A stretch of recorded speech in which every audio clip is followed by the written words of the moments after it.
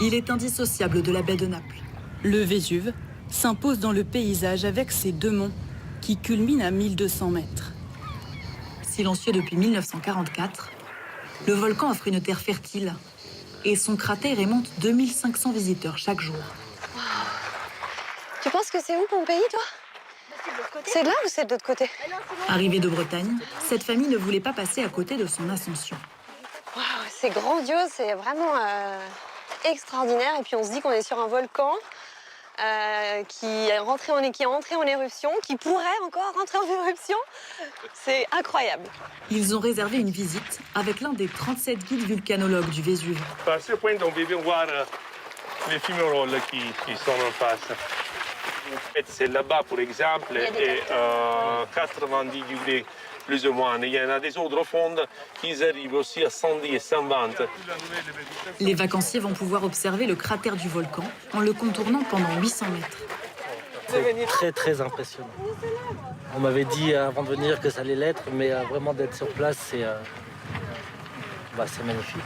On est vraiment tout petit. Hein. On a vu de la roche volcanique, des fumerolles, on a vu même de la végétation dans le cratère.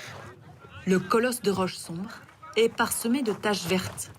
La végétation se plaît étonnamment bien sur cette terre, jusqu'à donner vie à des cultures uniques. Sur les flancs du volcan, 114 viticulteurs se tiennent prêts à vendanger. Ça se profile plutôt bien cette année. On produit ici du Lacrima Christi, comprenez les larmes du Christ. Le rouge, il faut qu'il mature encore quelques jours, je pense. Massimo Setaro cultive 14 hectares de vignes sur ce terrain pourtant capricieux. Sous mes pieds se trouve un témoignage de ce qu'il s'est passé en 1906. Une coulée de lave qui a refroidi dans l'atmosphère et s'est figée ici. On voit encore bien les stries. Loin d'être une malédiction, il voit cette terre comme une chance, car à la fin du 19e siècle, les vignobles européens sont détruits par une épidémie de phylloxéra. Tous, sauf les arbres du Vésuve. Ça, c'est la force de la nature. Une plante qui a traversé plusieurs siècles. Elle a survécu à plusieurs éruptions. Elle a plus de 200 ans. On la conserve avec le plus grand soin. Des pieds de vigne pluricentenaires, une exception en Europe. De quoi donner un vin sans pareil.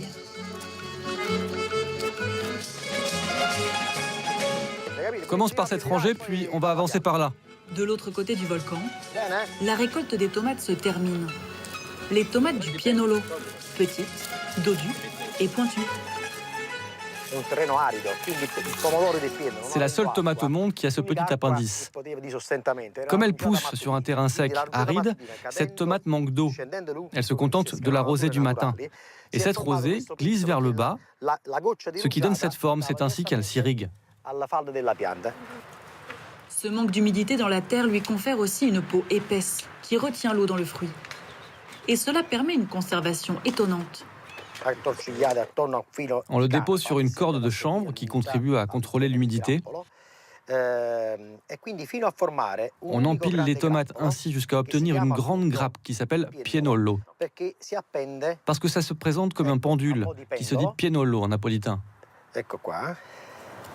Ce pendule, Pasquale va le suspendre dans une pièce sombre, aérée, à température constante.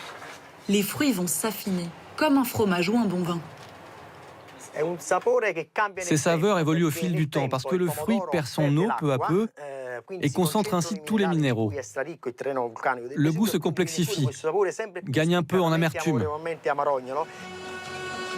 Les tomates du Pienolo peuvent être consommées jusqu'à 1 an après la récolte. Elles s'invitent souvent sur les tables à Noël pour délivrer leur concentré de saveurs du Vésuve.